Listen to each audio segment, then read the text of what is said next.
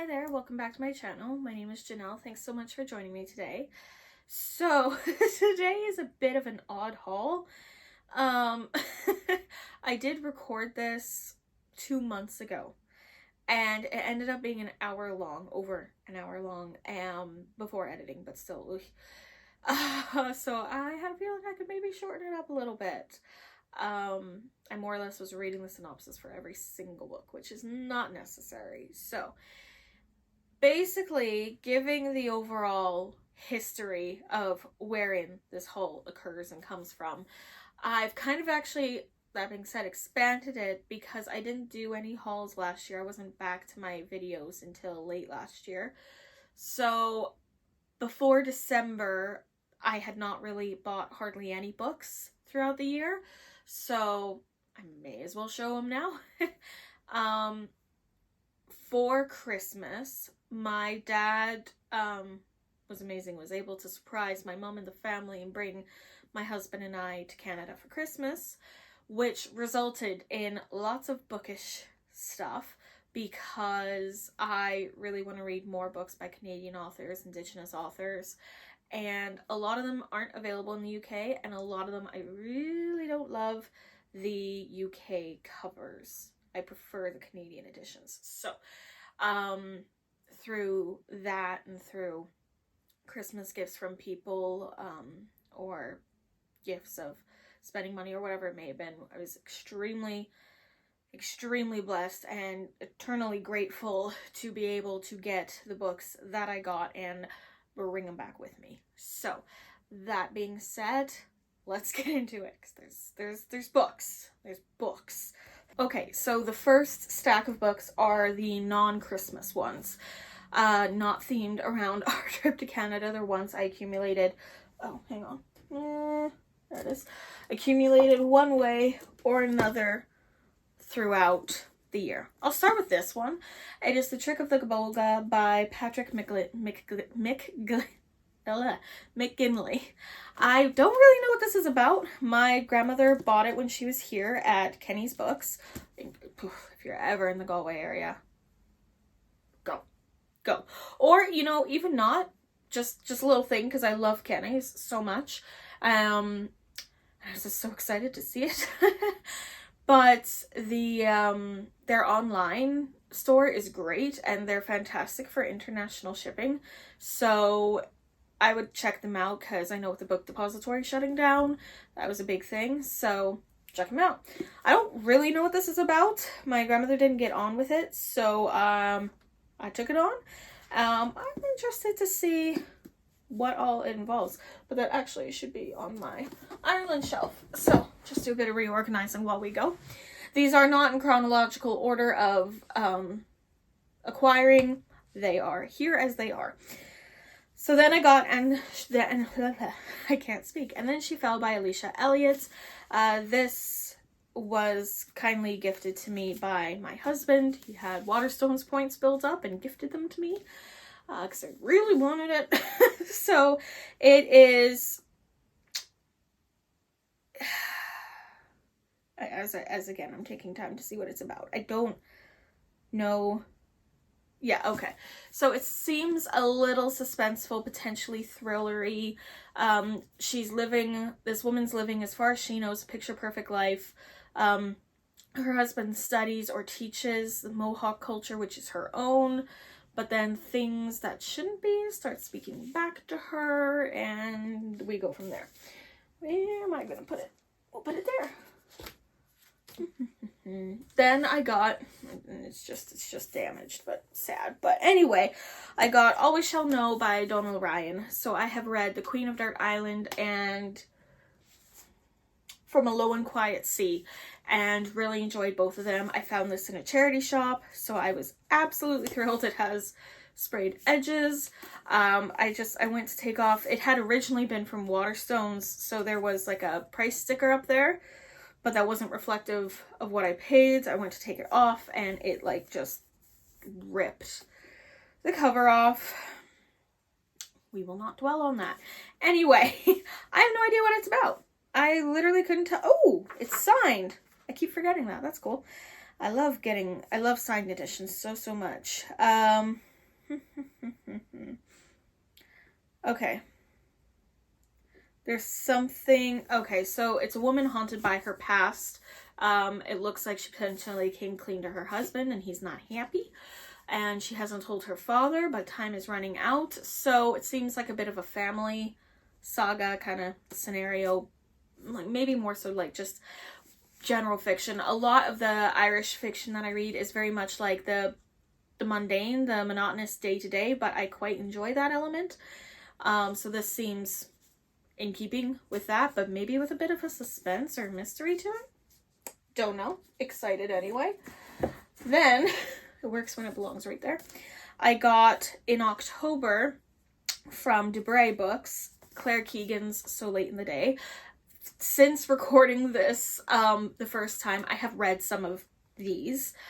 So I'll let you know which ones I read. I have read this one. I liked her writing, didn't really attach to the story at all. It is just a short story though, but it was the first time I've read her writing. But I would read more because I did like her writing style. So yeah.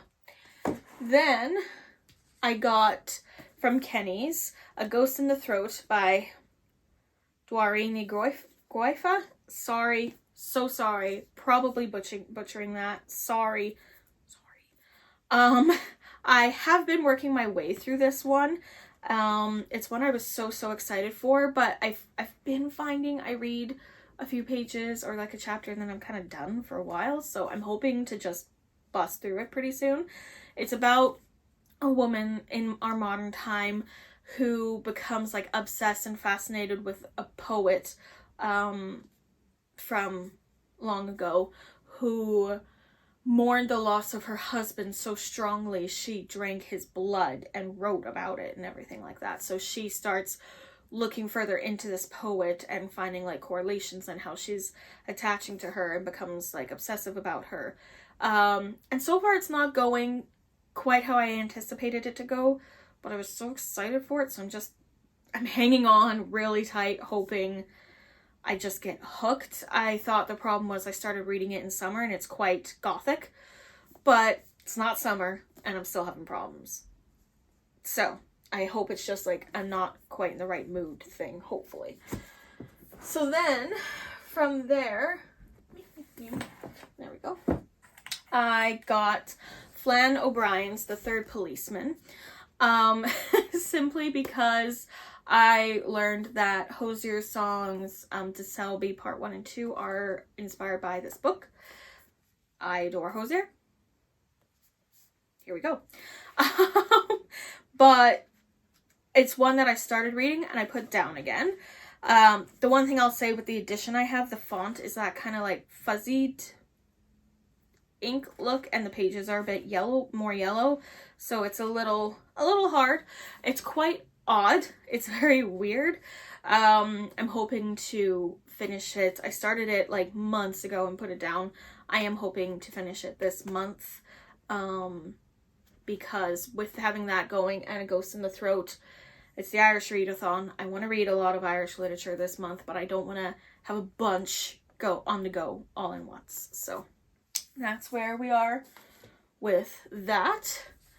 Then, oh yes, was that Christmas? No, it wasn't. My mom got me A Grandmother Begins the Story by Michelle Porter. I got it in Canada because she bought it for me. She forgot to bring it with her in October, and I was like, don't worry, because I knew we were going for Christmas. She did not. So I just kept being like, don't worry about it, don't worry about it. There's that one and one other that was the same thing. I actually just finished this last night. I've recorded a whole review for it. I will link that below. But it was phenomenal. It was completely different from what I expected, but in a very good way, and completely different from anything I've ever read. It's about, I think, 5 generations of women, bison, grass, dogs. You get so many different perspectives, and it's about their relationships with each other, to the different traumas they've experienced, the way that their lives are.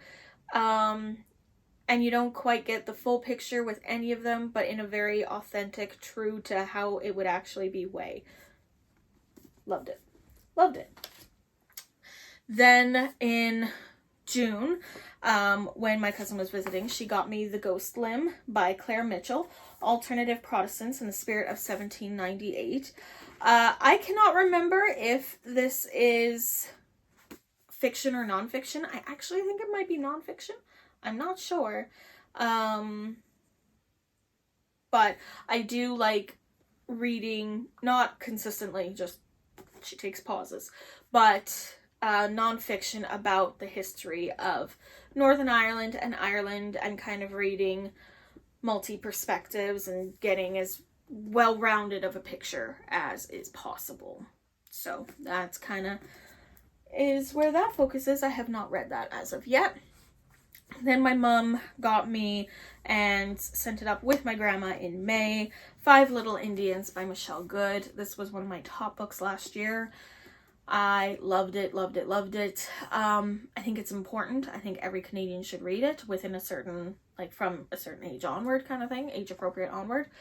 It's about 5 people who were in the residential schools and the aftermath of that. I'll say that. I thought it was going to be really hard to digest. Like, I thought I would need to step away and take breaks from it. I think I literally read it in a day or two. Like, I just sucked in. Like, she was able to write about really horrific, traumatic things and not take away from the horror of them, but also still keep it accessible and readable. And I don't know how she did that, but she did. And it was amazing. And I think it won Canada Reads in 2021, maybe 2022, 2021? Does it say? It doesn't. If it did, it should have. Every Canadian should read it, I think, personally. Then, alongside A Grandmother Begins the Story, my mom got me Greenwood by Michael Christie. Can we all take a moment for the edges? It's a treat cookie. And the book is brilliant. It's, oh yeah. My bookmark's in there. It's absolutely brilliant. It's very stressful, extremely stressful. I think I'm going to do a full review on it. But it's a family saga set from like the 2038 back to like 1908, like within that kind of timeline.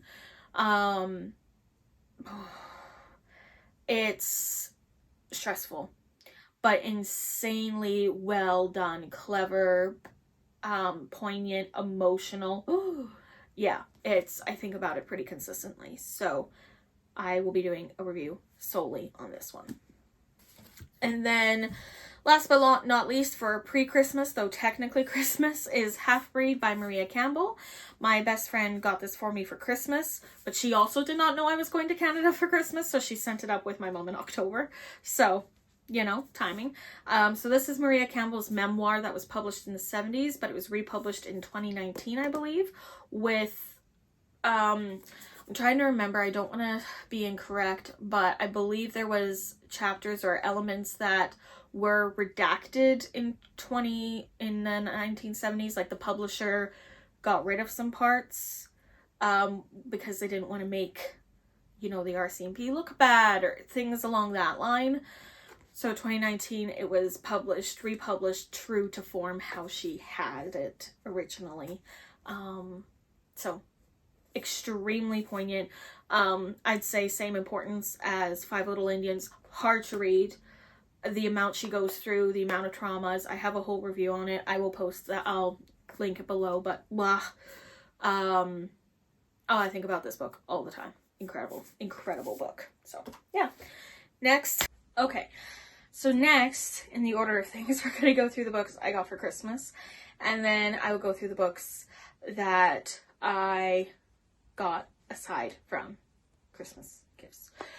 So, first up, my grandmother gave me books for Christmas. I had my chapters wish list ready multiple months in advance of the trip.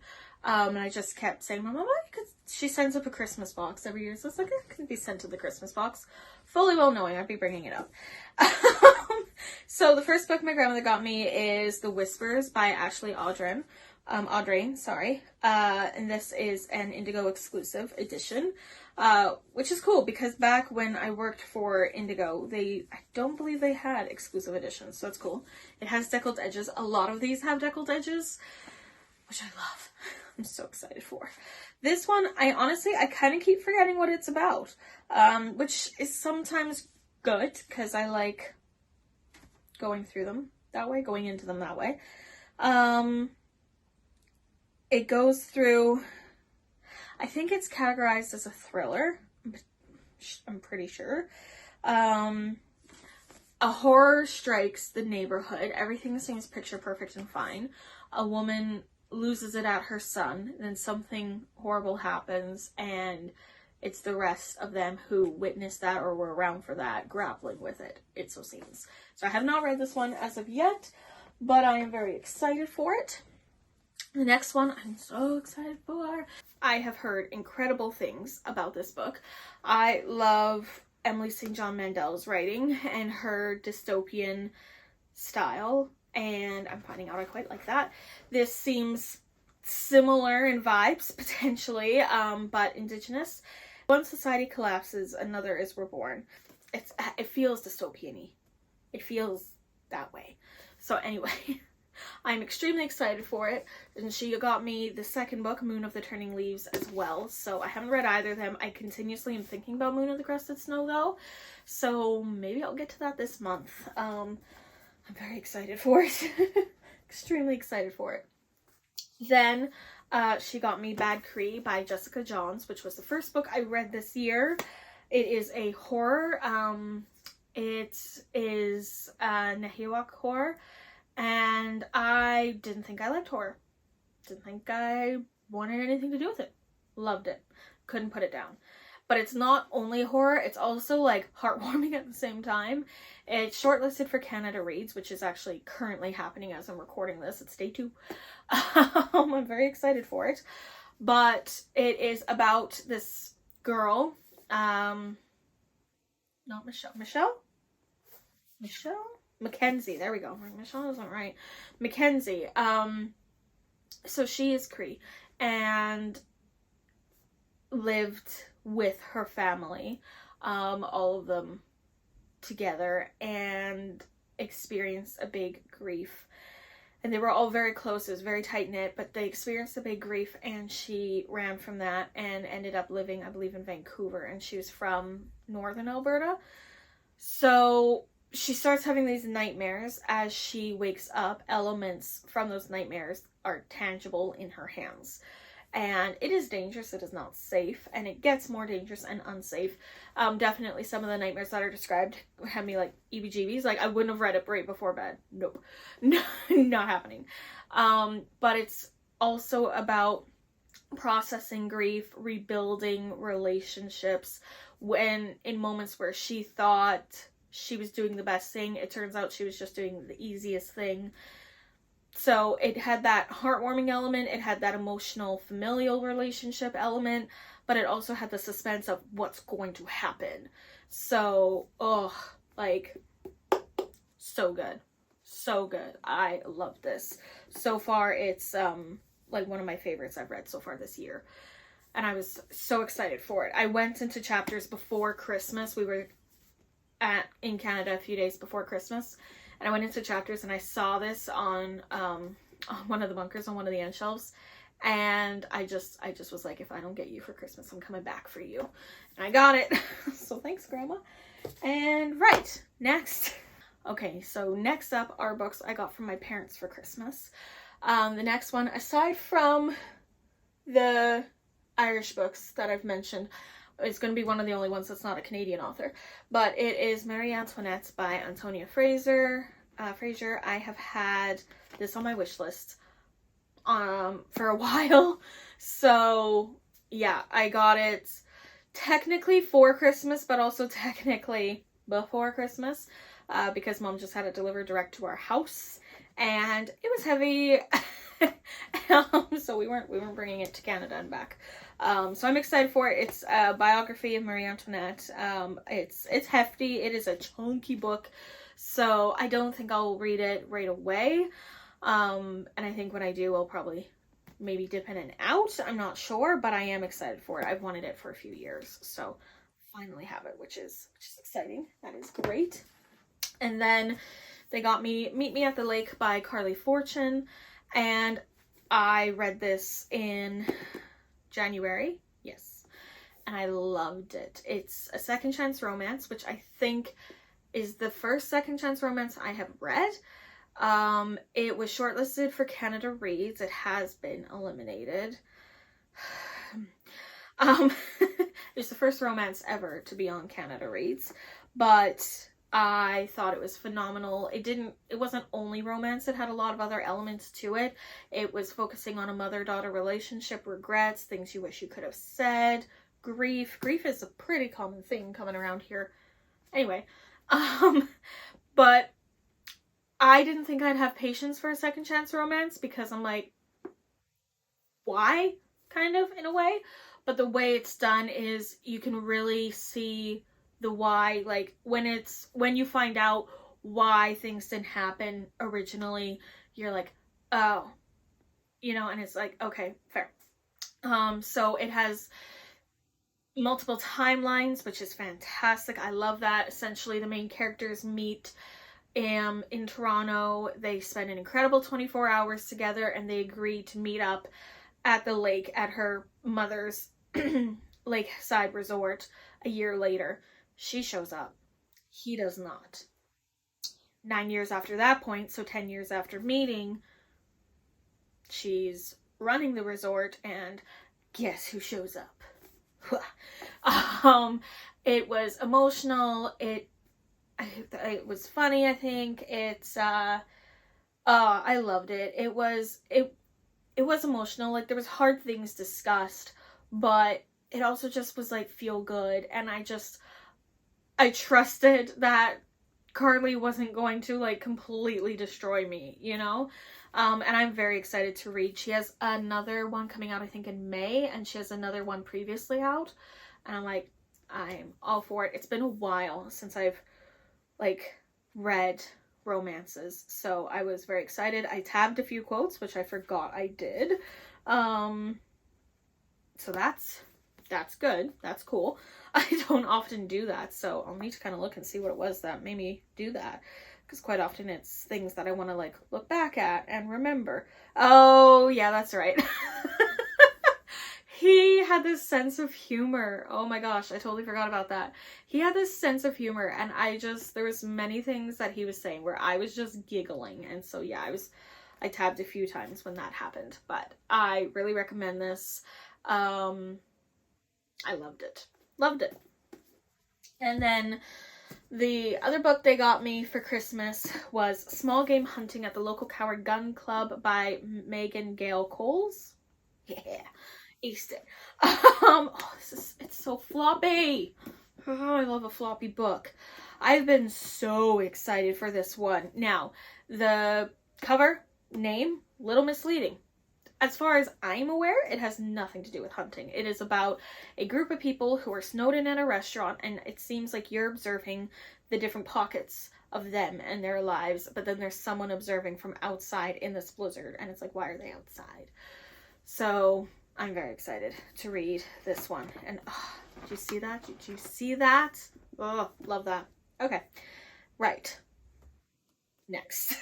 Sorry, this next stack it's the final stack, but it's a little nervous, or I'm a little nervous. So the next two books, I'm just gonna lift those off now. The next two books I actually got before Christmas, the day we arrived in Canada. Well, technically, we arrived at like 1:30 in the morning, and that day we went to the mall, and I got two books that I knew I didn't have on my chapters wish list, so there was no chance of someone having gotten them for me. So the first one I got was The Berry Pickers by Amanda Peters. Note the deckled edges. I know some people hate them. I'm not some people. A 4-year-old goes missing from the blueberry fields of Maine, sparking a tragic mystery that remains unsolved for nearly 50 years. Nearly falling. That's a little taste of that one. Where am I gonna put you? So, okay, right there. That works. So, yeah, I'm excited to read that one. I don't know too much about it, but it's one I'd noticed a couple times online. So when I saw it in the store, I was like, yeah, okay. And then I got The Biddlemores by Jan Arden, which is, I just know there it seems like there's going to be narration from cows. I think they want to run away or something along that line, but they are worried about this girl and they're watching her. So I don't know if it's going to be a multiple POV kind of scenario, but it definitely sounds very unique, so I'm excited for it. Next are 2 books from my husband. So every year on Christmas Eve we exchange a book with each other. It's an Icelandic tradition, and I do have Icelandic ancestry. And I mean, I don't think you have to do it, but it's kind of how I learned about it. So when I moved here, my husband and I started doing that as our first kind of like Christmas tradition. So for this past Christmas Eve, he got me Sea of Tranquility by Emily St. John Mandel, my favorite book of the year last year, and one of my all-time like top favorite books was Station 11, so I now want to read everything she's ever written. And this was fantastic. I would say I still preferred Station 11, but this is incredible. The plot twist like blew my mind. It really had me like, it's one I felt like I had to pay like really active attention to, because there's so much and I didn't want to miss anything. Like, she's just incredible at creating this whole interconnecting web, and I didn't want to miss one of the threads of it. So it was phenomenal. It ranges from I think 1912 to like 2400 and something, so it's a huge time frame that it ranges for, and I absolutely loved it. Okay, and then for Christmas, he got me The Glass Hotel by Emily St. John Mandel, which also has deckled edges, and which I since learned after reading Sea of Tranquility. I like went to read the synopsis of this, and there was characters here that are mentioned there, and I was like, what? Because I read the future of this, I guess. I know things going in. But I actually think that might heighten the experience for me, potentially. I'll report back. I haven't, like, the second I saw those names, I stopped reading the synopsis. I was like, I don't want to know. I do not want to know. Then I had a shopping day in Chapters after Christmas, which was amazing and exciting because majority of the books I got this past year, I was gifted, which I'm very grateful for reasons I haven't been able to bring in books, and so it was very exciting to go into Chapters after Christmas to go book shopping. But 3 of them my cousin purchased for me. So one of them is The Book of Rain by Thomas Wharton, which I believe is a dystopian book. Yes, it's talking about ghost ore, and this area that's been ironically nicknamed the park has been a no-go zone, but then I believe someone does go into it and goes missing into it, and it goes from there, pretty sure. So I'm very excited to read this one, and I will report back. And then the next one I actually know nothing about, but it's one that I was very excited about. So Indigo turned 25 in 2022, and they brought out a series of special editions, and one of them is Seven Fallen Feathers by Tanya Talaga, which is a very, very popular Indigenous novel. I honestly don't really know anything about it, but like I know I've looked up in the past, but I don't recall anything about it, and I kind of want to keep it that way. I want to go in pretty blind to it. But I wanted one of these editions. I'm the same age as it, so I thought that was cool. You know, we're from the same year. Well, the company and I. So that is exciting to have that. And one that I consistently have been thinking about, so I probably need to read it soon, is Where the Falcon Flies by Adam Schultz. So this is nonfiction. My understanding is he saw a falcon fly. He saw it like going south for the winter. He decided to follow it and gotten a canoe and followed it to the Arctic.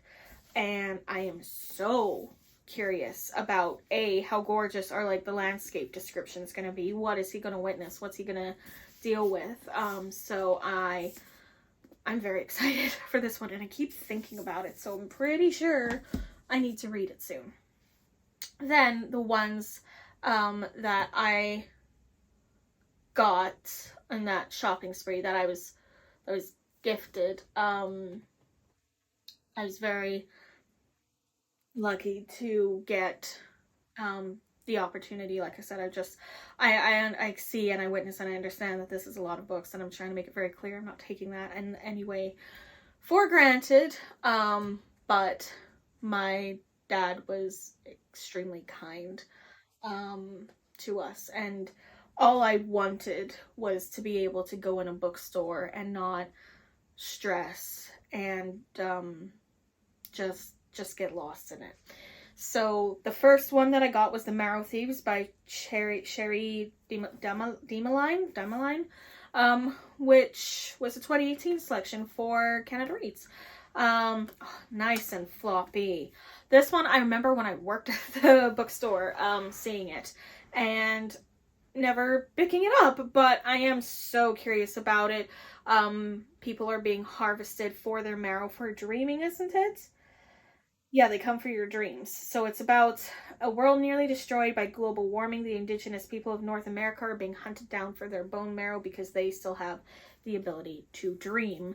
So I think it's going to be extremely poignant and have a lot of underlying messages to it.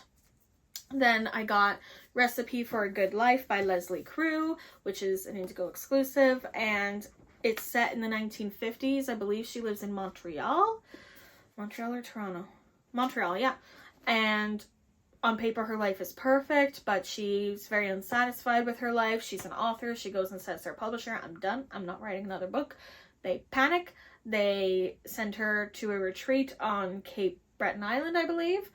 And I think the whole idea is has this life in Montreal, but she's going to discover this entirely new life she could have on the island, and will have to make decisions, is what I've gathered. So I'm very excited. This is a heavy book. Like, my suitcase was not thrilled about this one. It's heavy. That's probably the heaviest of them all. Then I got Buffalo is the New Buffalo which are short stories, I believe. Well, multiple stories anyway. Yeah, okay, not short stories, but stories, by Chelsea Vowell, and it is Chloe's staff pick, and I actually worked with Chloe. So that was cool to see. The sticker. Oh, and there's lots of footnotes. That's cool. Wow, there's lots of footnotes. Oh, this is going to be informative. Huh. Okay, cool. So it says, education is the new buffalo is a metaphor used among Indigenous peoples in Canada to signify the importance of education to their survival and ability to support themselves, as once Plains nations supported themselves as buffalo peoples. So the premise is that the many ways of the pre-contact ways of living are gone, and this is the new way to carry on. So there's stories focusing around that, and I thought that was extremely interesting, and I would like to learn more. Next, I got From the Ashes by Jessie Thistle. I heard about this on Canada Reads 2020. It was after COVID. Like, after initial, Anyway, it is a memoir by Jessie Thistle of traumas that he's experienced in his life, and it seems like it will go through, like, hitting the absolute lowest of low points, and then the hope and the rebuilding from there. So I think this is going to be a hard read, just from my understanding of it, but I'm very excited, intrigued, interested to learn and to do so. Yeah. And then I got Son of a Trickster by Eden Robinson. I almost didn't get this book. I had this book back on the shelves like 3 times. And I don't exactly know why. And there is a series. I've been so interested about it, but just in the moment I kind of kept being like, put it back. But then every time I took a few steps away, I was like, nope. And I pivoted and grabbed it. So it's about Jared, who's everybody knows who they think he is, but there's a lot more of him than they know there is, it sounds like. So it's going to be quite a thing on identity, and I believe indigenous folklore, potentially, like mythology. And the fact it's a series is pretty cool, so I'm looking forward to that. I mean, it's for sure, I believe, a trilogy. I don't know if it goes beyond that or will go beyond that. Anyway, next, by the way, I love this format. It's In My Own Moccasins by Helen Knott, but it's like nice and small and square, but it still has that like floppy accessible element and French flaps, and it feels great. Oh, it has that fantastic feel. Anyway, this is Helen Knott's memoir. Don't know much about it. She has another memoir out about kind of a different era of her life. Like, this is earlier times, and then I think that is more now times, potentially. And I heard a lot about the second one, but I wanted to read this one first.